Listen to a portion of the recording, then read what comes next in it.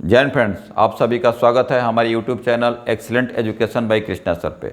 Objective question के class 10th के mathematics के सीरीज में आप सबों ने देखा टारगेट ऑब्जेक्टिव गाइड के लगभग 40 प्रश्नों को हल करने का हमने प्रयास किया था और उसी सीरीज में हम आगे बढ़ते हैं और उसमें हम पार्ट 5 लेकर आ गए हैं, जिसमें हम 41 से 50 तक के प्रश्नों का हल करने का प्रयास करेंगे। तो आइए हम देखते हैं अपने पहले प्रश्न को।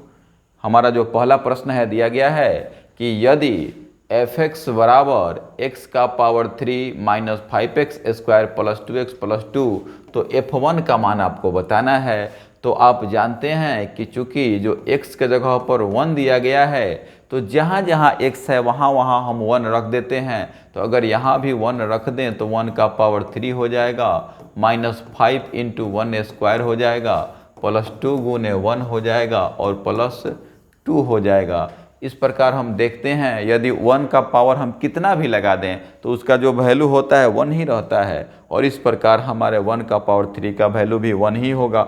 माइनस 5 माइनस यहाँ अगर हम 5 लिख दें और गुना 1 का पावर 2 का वैल्यू भी 1 ही होगा, और 2 में 1 से गुना करेंगे तो 2 ही होगा और यहाँ हमारा 2 आ जाएगा। इस प्रकार यदि हम देखें तो 1 माइनस 5 एकम 5 प्लस 2 एकम 2 प्लस 2, इस प्रकार हम देख रहे हैं। तो हमारा ये भी प्लस में है, ये भी प्लस में, ये भी, तो 2 2 4 1 5। इस प्रकार यदि हम 5 और माइनस 5 करें तो इस सवाल का जो जवाब होता है 0 हो जाता है। इस प्रकार हमारे इस प्रश्न का जवाब होता है ऑप्शन ए है, 0 दिया गया है। फिर हम बढ़ते हैं अपने अगले प्रश्न की ओर, और हमारा जो अगला प्रश्न दिया गया है 0.7 का ऊपर रेकरिंग दिया गया है, और इस प्रश्न का जो जवाब है आप जानते हैं, हमने पिछले वीडियो में भी बताया था कि अगर किसी भी संख्या के ऊपर रेकरिंग हो, दशमलव में हो, तो उसे हल करते समय हम उसके बट्टा में 9 लगाते हैं, और इस प्रकार हमारे जो इस प्रश्न का जवाब है ऑप्शन ए में दिया गया है। फिर हम बढ़ते हैं अपने अगले प्रश्न की ओर, और हमारा जो अगला प्रश्न दिया गया है कि 8 का पावर 0 गुना 2 का पावर 0। आपको हम बता दें कि इस दुनिया में किसी भी संख्या का पावर अगर 0 हो जाए तो उसका वैल्यू 1 होता है। इस प्रकार हम देख रहे हैं तो 8 का भी वैल्यू 1 होगा, 8 का पावर 0 का वैल्यू, 2 का पावर 0 का वैल्यू 1 होगा, और इस प्रकार हमारे इस सवाल का जो जवाब होगा 1 होगा, और ये जो आंसर है ऑप्शन बी में दिया गया है। फिर इसी प्रकार हम बढ़ते हैं अपने नेक्स्ट प्रश्न पे, और हमारा जो अगला सवाल है यहाँ दिया गया है कि यदि ए और बी अभाज्य संख्या है, आपको बताना है कि ए और बी अभाज्य संख्याएं हैं, तो ए और बी का लौसा बताना है आपको। लौसा यानी लघुत्तम समापवर्तक आपको बताना है। तो यदि हम एक उदाहरण के तौर पे देखें कि यदि 3 और 5 अभाज्य संख्याएं हैं और इनके लौसा को हम निकालने का प्रयास करें, तो चूंकि किसी अन्य संख्या से तो भाग लगेगा नहीं इसमें, इस प्रकार इन दोनों को जैसे हम गुना करते हैं तो 3 5 15 हो जाता है। उसी प्रकार यदि ए और बी अभाज्य संख्याएं हो और इन्हें इनका यदि हम लौसा निकालने का प्रयास करें तो इन दोनों को हम गुना करते हैं। इस प्रकार हमारा जो इसका जवाब आता है ए गुने बी यानी ए बी आता है, और हमारे इस दिए गए प्रश्न का जो सही जवाब है ऑप्शन सी है। हम इस प्रकार अपने अगले प्रश्न पे बढ़ते हैं। तो हमारा जो अगला प्रश्न दिया गया है, निम्नलिखित में से कौन अभाज्य संख्या है, आपको बताना है कि जो दिए गए ऑप्शन है उसमें अभाज्य संख्या कौन है। हम आपको बता दें कि जो अभाज्य संख्या होता है उसका परिभाषा कहता है कि वैसी संख्याएं जिसमें केवल और केवल 2 ही संख्या भाग लगा सके, उसमें भी वह संख्या एक खुद हो और दूसरा एक 1 हो, उसी संख्या को हम अभाज्य संख्या कहते हैं। यदि हम अपने ऑप्शन ए पर बात करें तो जो 15 है ये 5 से भी कटेगा, ये 3 से भी कटेगा, ये 15 से भी कटेगा और ये 1 से भी कटेगा, तो इसके 2 से अधिक गुणनखंड हो जाते हैं। इस प्रकार हमारे इस प्रश्न का जवाब ये नहीं हो पाएगा। हम ऑप्शन बी का अगर बात करें तो जो हमारा 23 है इसे 1 भाग लगा सकता है और 23 ही भाग लगा सकता है, इसके अलावा बाकी कोई संख्या इसे भाग नहीं लगा सकती हैं। तो इस प्रकार हमारे इस प्रश्न का जो जवाब होगा ऑप्शन बी ही होगा। लेकिन फिर भी हम अपने अगले ऑप्शन को रुख करते हैं और देखते हैं कि 12 आखिर क्यों नहीं होगा।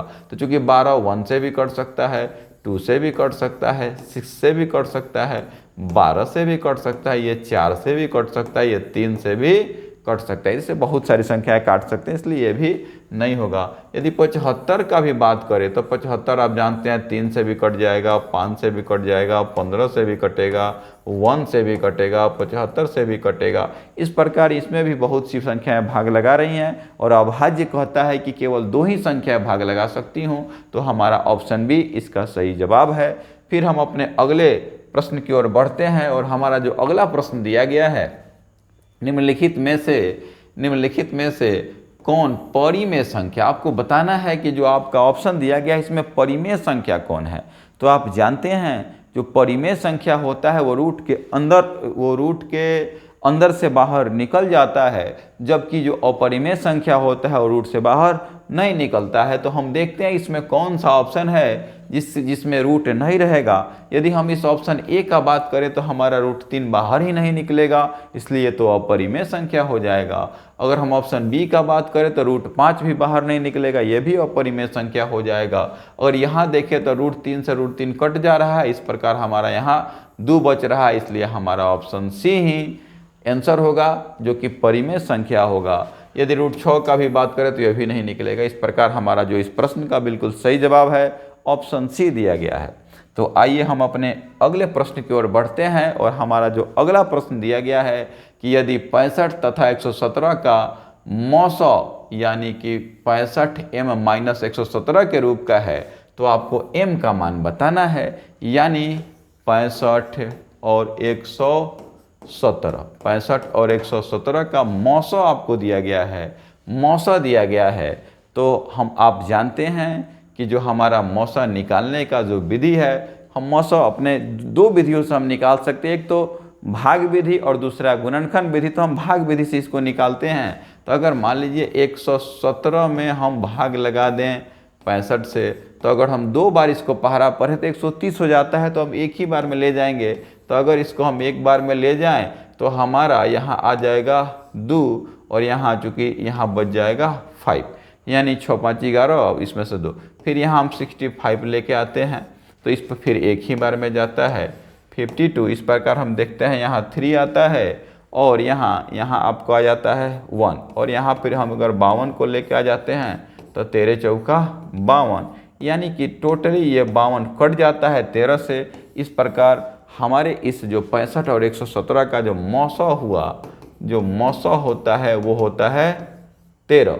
और यहाँ जो दिया गया है कि जो इसका जो मौसा है ये 65m यानी 65m-117 के रूप का है। इस प्रकार यदि चूँकि ये जो इसका मौसा के बराबर में हम मौसा को कर देते हैं, तो हमारा जो 117 है जाके इधर प्लस में हो जाता है, और इस प्रकार 13 आप प्लस 117 हो जाता है, और इन दोनों को अगर जोड़े तो 130 हो जाता है। तो 65m बराबर 130। इस प्रकार यदि 65 से 130 को काट दे तो 2 मरतबा कटता है, और हमारा जो m बराबर 2 होता है इस सवाल का सही जवाब। और इस प्रकार ऑप्शन बी में जो दिया गया है इस सवाल का जो सही ऑप्शन है। और फिर इस प्रकार हम अपने अगले प्रश्न की बात करते हैं, और हमारा जो अगला प्रश्न दिया गया है 2, 10, 20 के लौसौ और मौसौ का आपको अनुपात बताना है, यानी 2, 10 और 20,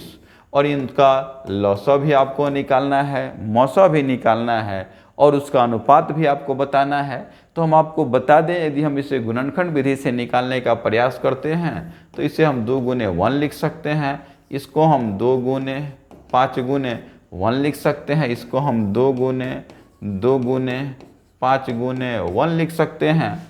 और हम यदि इसके मौसा का पहले बात करते हैं, और यहाँ जो मौसा है हमारा जो मौसा कहता है कि इसे मिलाएंगे और जो सब में मिलेगा उसे ही हम लिखेंगे। तो हम देखिए यहाँ 2, 2, 2 इन तीनों में मिल रहा है, इस प्रकार यहाँ 2 हो गया, 1, 1, 1 इन तीनों में मिल रहा है। ऐसे 1 लिखने का जरूरत नहीं है, लेकिन फिर भी 1 लिख देंगे तो उससे कोई घाटा भी नहीं है। 1, 1, 1 मिल भी रहा है, उसको भी लिख देंगे।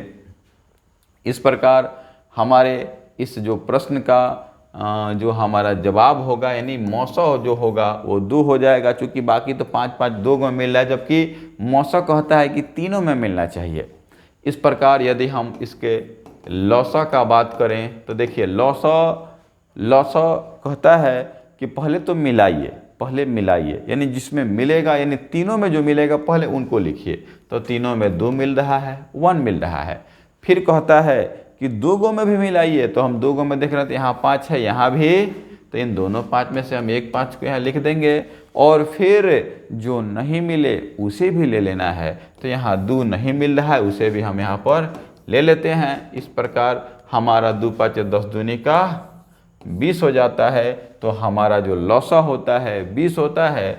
और यहाँ लौसा और मौसा का अनुपात आपको बताना है। एक साइड हो जाता है लौसा, अनुपात एक साइड हो जाता है मौसा। तो लौसा और मौसा का अनुपात आपको बताना है। तो जो आपका लौसा है वो 20 आया है, और जो आपका मौसा है वो 2 आया है, और इनका अनुपात निकाल दिया जाए तो इस प्रकार जो इसका आंसर होता है 10:1 आता है।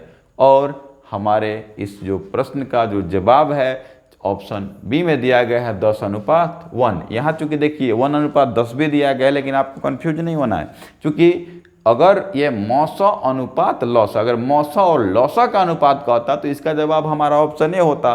चूँकि यहाँ पे लौसा और मौसा का अनुपात कहा है, इसलिए हमारा जो ऑप्शन होगा बी होगा 10:1। इसी प्रकार हम अपने अगले प्रश्न पे बढ़ते हैं। और हमारा जो अगला प्रश्न दिया गया है, सबसे छोटी भाज्य संख्या और सबसे छोटी अभाज्य संख्या का मौसा आपको बताना है। तो हम आपको बता दें कि जो सबसे छोटी भाज्य जो संख्या होती है, तो सबसे छोटी भाज्य संख्या 4 होती है, और सबसे छोटी अभाज्य जो संख्या होती है, सबसे छोटी अभाज्य संख्या वो 2 होती है। क्योंकि देखिए भाज्य कहता है कि वैसी संख्या को हम भाज्य संख्या कहेंगे जिसमें 2 से अधिक संख्याएं भाग लगा सकें। तो 4 ही वह सबसे छोटी है जिसमें 2 भी भाग लगाएगा, 1 भी लगाएगा और 4 भी लगाएगा, यानी 3 संख्या भाग लगा रही हैं। और अभाज्य कहता है कि वैसी संख्या जिसमें केवल और केवल 2 ही संख्या भाग लगा सके। तो जो 2 है हमारा सबसे छोटा, जिसमें 1 भी भाग लगाएगा और 2 भी भाग लगाएगा। जो 1 संख्या है इसको ना हम भाज्य कहेंगे ना ही अभाज्य कहेंगे, क्योंकि इसका केवल और केवल एक गुणनखंड है, और वह स्वयं खुद है, 1 है। इस प्रकार हम यदि इस दोनों के क्या दिया गया आपको मौसा निकालना है, सबसे छोटी का क्या निकालना है मौसा। तो मौसा का बात करें तो हमने अभी आपको समझाया कि इन्हें अगर हम तोड़ देते हैं तो फिर इसको हम 2 गुने 1 लिखते हैं। और जो मौसा हमारा कहता है कि जो सब में मिले, तो यहाँ 2 2 मिल रहा है तो 1 2 हो जाता है, 1 1 भी मिल रहा है तो गुना 1 1, यानी इस प्रकार हमारे जो सवाल का जवाब होता है 2 होता है। और ऑप्शन बी में जो दिया गया है हमारा बिल्कुल इसका सही जवाब है। फिर हम अपने अगले प्रश्न की ओर बढ़ते हैं। और आज का जो प्रश्न है अंतिम है। यहाँ दिया गया है 2 लगातार संख्याओं का मौसा, यानी लगातार का बात कहा गया है। लगातार यानी 1 हो सकता है, 2 हो सकता है, 3 हो सकता है, 4 हो सकता है, 5 हो सकता है, 6, यानी जो संख्याएं हैं ये लगातार हैं। यदि हम मान लीजिए 3 4 को ले लें, या हम 1 2 को ले लें, या हम 4 5 को ले लें, या 5 6 को ले लें, यही संख्याएं जो लगातार हैं इनका आपको बताना है मौसा। इनका मौसा आपको बताना है। यदि मान लेते हैं कि हम 2 और 3 को ही लेते हैं, तो 3 में हम लगाते हैं भाग 2 से, तो 2 एकम 2 हो जाता है, 1 बचता है, और फिर यहाँ 2 आता है तो 1 का पहाड़ा में 2 मरतबे कट जाता है।